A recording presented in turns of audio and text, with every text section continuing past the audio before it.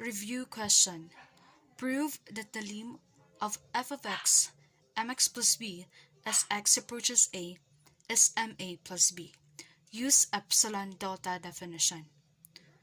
By using epsilon delta definition, we will prove that lim mx plus b as x approaches a is equal to ma plus b. First, we need to prove that for any epsilon greater than 0, there exists delta greater than 0 such that whenever the distance between x from a is greater than 0 and is less than delta, we have the distance between mx plus b from ma plus b less than the epsilon.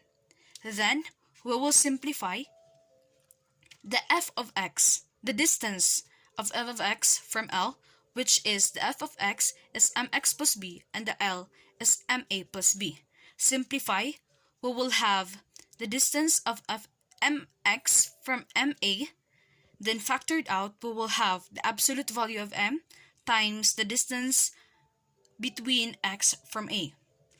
Thus, we have the absolute value of m times the distance between x from a is less than the epsilon. By this, it means that m can be 0 or non-zero. Thus, we will be having two cases. Case number 1 is m is not equal to 0. Case number 2 is m is equal to 0. To further show the explanation, in each cases, we will be having a solution. The solution for case number 1, which is m is not equal to 0. We have the absolute value of m times the distance between x from a is less than the epsilon. Then simplify, we have the distance of x from a is less than the epsilon over the absolute value of m. Therefore, for case number 1, the distance between mx plus b from ma plus b is less than 0 whenever the distance between x from a is greater than 0 but less than delta if delta is equal to epsilon over the absolute value of m. To move forward to case number 2. Case number 2, which is m is equal to 0. Simply substitute the 0 to the m. We have the absolute value of 0 times the distance between x from a. Then simplify, we have 0 less than the epsilon.